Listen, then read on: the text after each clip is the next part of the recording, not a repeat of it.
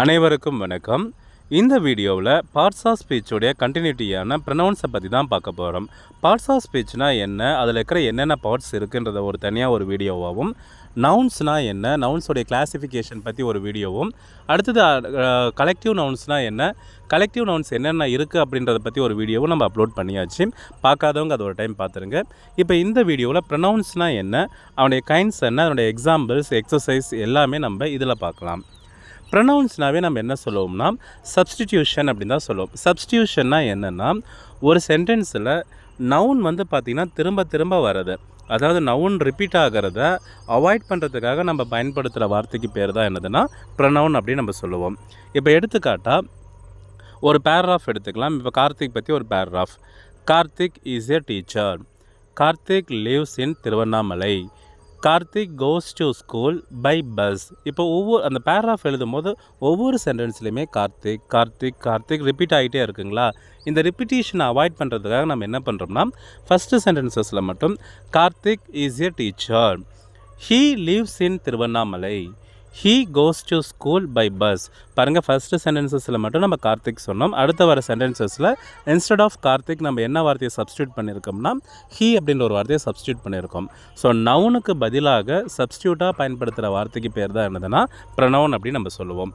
இது எதுக்கு இதெல்லாம் வரலான்னா, ஒரு பீப்புளை ரெஃபர் பண்ணவோ, பிளேசஸுக்கு, திங்ஸுக்கு, ஐடியாஸ் எல்லா நவுனுக்குமே பார்த்திங்கன்னா ப்ரொனவுன் கண்டிப்பாக இருக்குது அப்படின்னு தான் நம்ம சொல்லுவோம். ஸோ இந்த ப்ரொனவுன்ஸை கிளாஸிஃபை எப்படி பண்ணலாம்? 9 வகையாக நம்ம பிரிக்கிறோம். என்னென்ன அந்த 9 வகைகள் அப்படின்னம்னா, personal pronoun, reflexive pronoun, demonstrative pronoun, interrogative pronounce, relative pronounce, indefinite pronounce, possessive adjective pronounce, reciprocal pronounce, distributive pronounce. நல்லா புரிஞ்சுக்கோங்க, இந்த 9 வகைகளும் என்ன, அதுக்கான எக்ஸாம்பிள்ஸோடு பார்க்கும்போது உங்களுக்கு ரொம்ப ஈஸியாக இருக்கும். First personal pronoun. Personal pronoun சொல்லும் போதே பாருங்கள், இது ஸ்பெசிஃபிக்காக ஏதாவது ஒரு ஆளையோ இல்லை ஒரு பொருளையோ ரெஃபர் பண்ணுறதுக்கு பயன்படுத்துகிற வார்த்தைக்கு பேர் தான் பர்சனல் ப்ரொனவுன் அப்படின்னு நம்ம சொல்லுவோம். இப்போ இந்த பர்சனல் ப்ரொனவுனில் எத்தனை கேசஸ் இருக்குன்னா, சப்ஜெக்டிவ் கேஸ் தனியாக இருக்குது, ஆப்ஜெக்டிவ் கேஸ் தனியாக இருக்குது, பொசசிவ் கேஸ் தனியாக இருக்குது. ஸோ 3 கேசஸ் இதில் இருக்குது. சப்ஜெக்ட் கேஸ் அப்படின்னாவே ஒரு சென்டென்ஸில் சப்ஜெக்டாக மட்டும் வர ப்ரொனவுன்ஸுக்கு பேர் பார்த்திங்கன்னா சப்ஜெக்டிவ் கேஸ் அப்படின்னு சொல்லுவோம். இது நமக்கு 7 மட்டும்தான் இருக்குது. என்னென்ன இந்த 7னா, I, you, he, she, it, we, they. இதில் I first person, you second person, he, she, it இது 3மே பார்த்திங்கன்னா தேர்ட் பர்சன் சிங்குலர், தே அப்படின்றது தேர்ட் பர்சன் ப்ளூரல், வின்றது நம்மளுக்கு ஃபஸ்ட் பர்சன் ப்ளூரல் அப்படின்னு தெரியும். ஸோ சப்ஜெக்டிவ் கேஸில் இந்த 7 வார்த்தைகள் மட்டும் இருக்குது. இதனுடைய ஆப்ஜெக்டிவ் கேஸில் பார்த்திங்கன்னா, அதாவது ஆப்ஜெக்டாக மட்டும் பயன்படுத்துகிற வார்த்தைகள். சப்ஜெக்ட்னா என்ன, ஆப்ஜெக்ட்னா என்னன்னு சொல்லி நம்ம தெளிவாக பண்ணியிருக்கோம். ஒரு சென்டென்சஸில் மெயின் வேர்புக்கு முன்னாடி வர வார்த்தையை நம்ம சப்ஜெக்ட் அப்படின்னு சொல்லுவோம், மெயின் வேர்புக்கு பின்னாடி வர வார்த்தையை நம்ம ஆப்ஜெக்ட் அப்படின்னு நம்ம சொல்லுவோம். ஸோ ஆப்ஜெக்டிவ் கேஸில் என்னென்ன வார்த்தைகள் எல்லாம் இருக்குது ப்ரொனவுன்ஸானா, me, you, him, her, it, us, them. இது 7மே பார்த்திங்கன்னா ஆப்ஜெக்டிவ் கேஸ் அப்படின்னு நம்ம சொல்லுவோம். அதே பொசசிவ் கேஸ்னால், உடைய அப்படின்னு சொல்லுவோம் இல்லைங்களா தமிழில், என்னுடைய, அவனுடைய, அவளுடைய அப்படின்னு சொல்கிற வார்த்தைகள் எல்லாமே பொசசிவ் கேஸில் அடங்கும். இப்போ மைன் அப்படின்னா பார்த்திங்கன்னா என்னுடையது, யுவர்ஸ் உங்களுடையது, இஸ் அவனுடையது, ஹர்ஸ் அவளுடையது, அவர்ஸ் நம்முடையது, தயர்ஸ் அவர்களுடையது அப்படின்னு சொல்கிறோம் இல்லைங்களா. ஸோ அந்த உடையது ஒரு ஓனர்ஷிப்பை நம்ம ரெஃபர் பண்ணுற வார்த்தைகள் எல்லாமே பார்த்திங்கன்னா பொசசிவ் கேஸ் அப்படின்னு நம்ம சொல்லுவோம். ஸோ பர்சனல் ப்ரொனவுன்லே இது 3மே பார்த்திங்கன்னா சப்டிவிஷன் அப்படின்னு தான் நம்ம சொல்லுவோம். பர்சனல் ப்ரொனவுன், அதில் சப்ஜெக்டிவ் கேஸ், ஆப்ஜெக்டிவ் கேஸ், கடைசியாக பொசசிவ் கேஸ். அடுத்தது ரிஃப்ளெக்சிவ் ப்ரொனவுன்ஸ். ரிஃப்ளெக்சிவ் ப்ரொனவுன்ஸ்னால் என்னென்னா, ஒரு சென்டென்ஸில் பார்த்திங்கன்னா சப்ஜெக்டாக மட்டும் வராமல் சப்ஜெக்ட்டுக்கு பக்கத்தில் ஒரு வார்த்தையை அடிஷ்னலாக பயன்படுத்துகிற வார்த்தை தான் என்னதுன்னா ரிஃப்ளெக்சிவ் ப்ரொனவுன் அப்படின்னு நம்ம சொல்லுவோம். இப்போ எடுத்துக்காட்டால் இதில் எல்லா வார்த்தைகளையும் பார்த்திங்கன்னா சிங்குலராக இருந்துச்சுன்னா செல்ஃப் அப்படின்ற ஒரு வார்த்தை, அதாவது நம்மளுக்கு பொசசிவ் அட்ஜெக்டிவ்ஸ் நம்மளுக்கு ஞாபகம் இருக்குங்களா, my, our, your, their, his, her, its எல்லாம் இருக்குது இல்லைங்களா. ஸோ அந்த பொசசிவ் அட்ஜெக்டிவ் கூட சிங்குலராக இருந்துச்சுன்னா செல்ஃப் அப்படின்ற ஒரு வார்த்தையை சேர்த்திக்கோங்க, ப்ளூரலாக இருந்துச்சுன்னா செல்ஃப்ஸ் அப்படின்ற ஒரு வார்த்தையை சேர்த்திக்கோங்க. இப்போ மைனா சிங்குலர், என்னுடைய singular, so my self. Your பார்த்திங்கன்னா நீங்கன்றதுக்கும் யுவர் தான், உங்களுடைய ப்ளூரலாக சொல்லும் போதும் யுவர் தான். ஸோ இதுக்கு மட்டும் யுவர் செல்ஃபும் வரும், யுவர் செல்ஃப்ஸும் வரும். அதே ஹிம், ஹர், இட் இது மூணுமே பார்த்திங்கன்னா சிங்குலர். ஸோ அது கூட செல்ஃப் மட்டும்தான் வரும். ஆனால் அவர், தெம் இது ரெண்டுமே ப்ளூரல். ஸோ அவர் செல்ஃப்ஸ் அப்படின்ற ஒரு வார்த்தை வரும். ஸோ அந்த my, our, your, them, he, she, it இது கூட வந்து பார்த்திங்கன்னா அந்த ஹிம், ஹர், இட்டு கூட வந்து செல்ஃபோ இல்லை செல்ஃப்ஸோ சேர்ந்து வந்துச்சுன்னா அது பேர் ரிஃப்ளெக்சிவ் ப்ரொனவுன் அப்படின்னு சொல்லுவோம். எம்பட்டிக் ப்ரொனவுன்னாலும் இதே தான். பட் ஃபங்க்ஷன் யூசேஜ் வந்து பார்த்திங்கன்னா மாறி வரும். டெமான்ஸ்ட்ரேட்டிவ் ப்ரொனவுன்னாவே நம்மளுக்கு அதிகமாக இந்த 4 வார்த்தையை மட்டும்தான் நம்ம பயன்படுத்துவோம். திஸ், தட், தீஸ், தோஸ் இது 4மே பார்த்திங்கன்னா டெமான்ஸ்ட்ரேட்டிவ் ப்ரொனவுன்ஸ் அப்படின்னு நம்ம சொல்லுவோம். அதே மாதிரி இன்ட்ராகேட்டிவ் ப்ரொனவுன்ஸ் எந்தெந்த வார்த்தைகள், அதாவது கேள்வி WH வேர்ட்ஸ் இருக்குது இல்லைங்களா, எந்தெந்த WH வேர்டை நம்ம ப்ரொனவுனாக யூஸ் பண்ணுறோமோ அது எல்லாமே வந்து பார்த்திங்கன்னா இன்ட்ராகேட்டிவ் ப்ரொனவுன்ஸ் அப்படின்னு நம்ம சொல்லுவோம். எடுத்துக்காட்டாக who, whom, whose, which, what இது எல்லாமே வந்து பார்த்திங்கன்னா pronoun but functions as WH word as well as the question word அப்படின்னு நம்ம சொல்லும் போது அது இன்ட்ராகேட்டிவ் ப்ரொனவுன்ஸ். ரிலேட்டிவ் ப்ரொனவுன்னாலும் மேலே இருக்கிற அந்த WH வேர்டையே தான் நம்ம வந்து ரிலேட்டிவ் ப்ரொனவுனாகவும் பயன்படுத்த போகிறோம். பட் இதுக்கு முன்னாடி இதை ரெஃபர் பண்ணுற ஒரு சப்ஜெக்ட் முன்னாடி வந்திருக்கும். ஃபார் எக்ஸாம்பிள் கீழே பாருங்கள், த பர்சன், இந்த பர்சனை ரெஃபர் பண்ணுற ஒரு கேள்வி வார்த்தை. Who called you is here. The பர்சனை ரெஃபர் பண்ணுறதுக்கான கேள்வி வார்த்தை ஹூ. இதே வந்து பார்த்திங்கன்னா Chennai, where I was born. இப்போ சென்னையை ரெஃபர் பண்ணுற ஒரு WH வேர்டு எதுனா வேர் தான். Chennai, where I was born அப்படின்னு நம்ம சொல்லுவோம். It is midnight when I called him. So mid நைட்டை ரெஃபர் பண்ணுற அந்த வென் அப்படின்ற வார்த்தை அடுத்ததாக வந்திருக்கு. ஸோ அந்த முன்னாடி வர வார்த்தைக்கு ஏற்ற ஒரு WH வேர்டு வந்துருந்துச்சுன்னா அது வந்து நம்ம ரிலேட்டிவ் ப்ரொனவுன் அப்படின்னு நம்ம சொல்லுவோம். அதே மாதிரி இன்டெஃபினட் ப்ரொனவுன்னா கவுண்ட்டை தான், ஆனால் நம்ம கரெக்டாக சொல்லாமல் அப்ராக்சிமேட்டாக சொல்லுவோம் இல்லைங்களா. ஒரு 4 பசங்க வாங்கடானா 4 அப்படின்னு ஒரு நம்பர் சொல்லுவோம். அதே கொஞ்சம் பேர் வாங்க, நிறைய பேர் வாங்க, எத்தனை நம்மளுக்கு தெரியாது. கரெக்டாக டெஃபினட்டாக சொல்லாமல் அப்ராக்சிமேட்டாக சொல்கிறாங்க இல்லைங்களா, இதுக்கு பேர் இன்டெஃபினட் ப்ரொனவுன்ஸ் அப்படின்னு நம்ம சொல்லுவோம். இதுக்கு பாருங்கள், someone, anyone, everyone, no one, few, many, all இந்த எல்லா வார்த்தைகளையும் பார்த்திங்கன்னா எக்ஸாக்டாக சொல்லாமல் அப்ராக்சிமேட்டாக சொல்லியிருப்பாங்க. ஸோ அப்ராக்சிமேட்டாக சொல்கிற வார்த்தைகளுக்கு அந்த கவுண்ட்டை சொல்கிறது, அப்ராக்சிமேட்டான கவுண்ட்டை சொல்கிறதுக்கு பேர் தான் எதுனா இன்டெஃபினட் ப்ரொனவுன்ஸ் அப்படின்னு சொல்லுவோம்.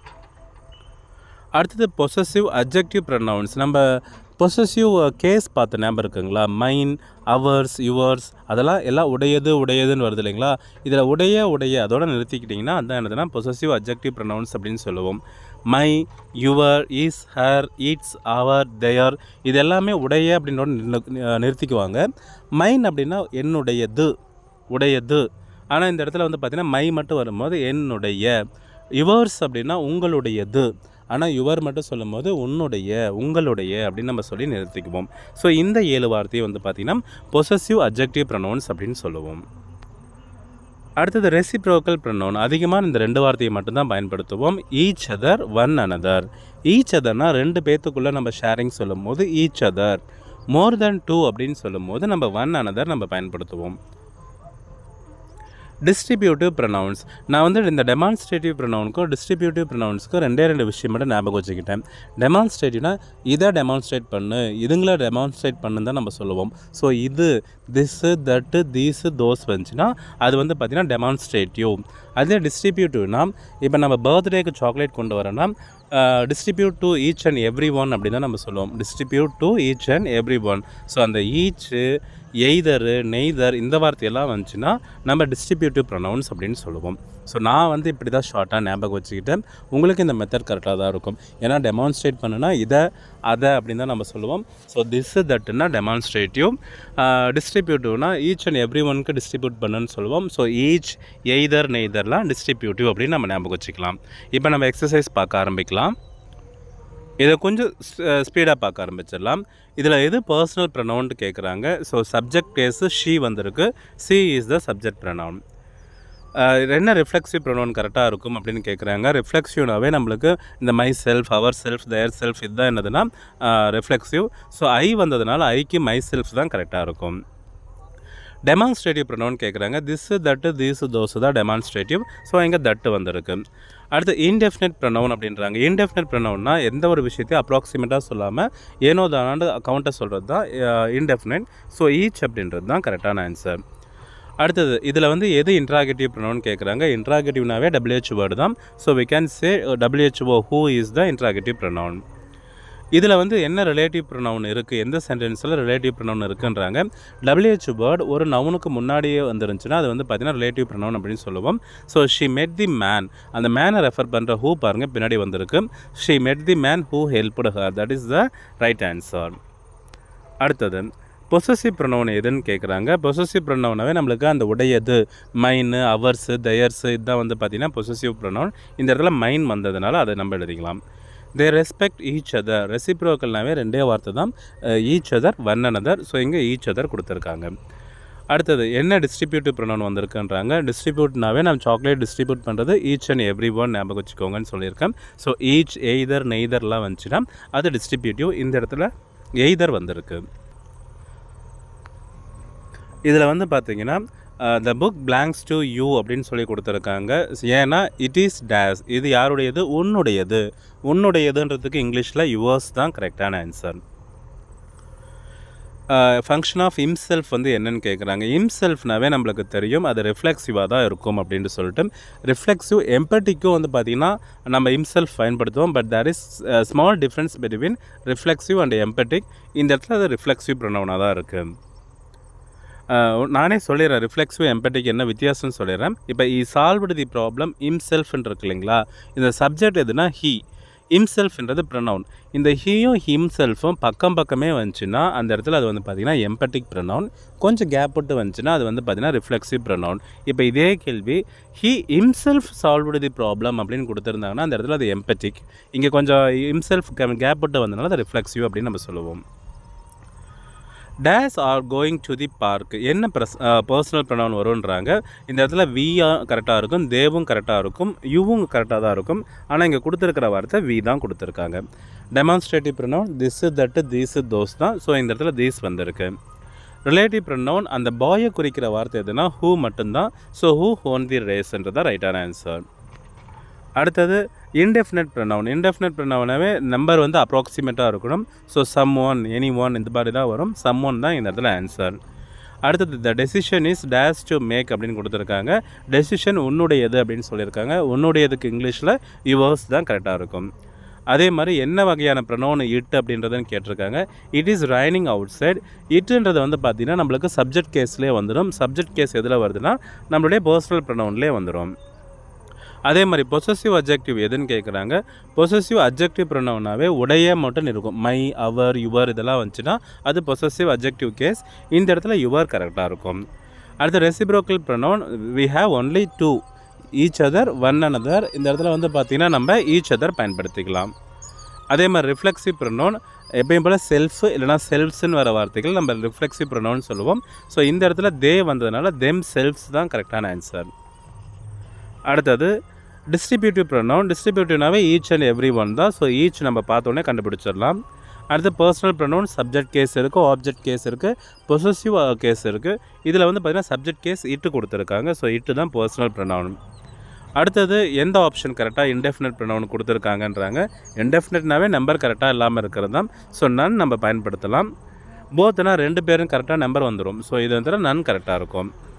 அதே மாதிரி ஹூஸ் அப்படின்றது என்ன வகையான ப்ரொனவுன் கேட்குறாங்க.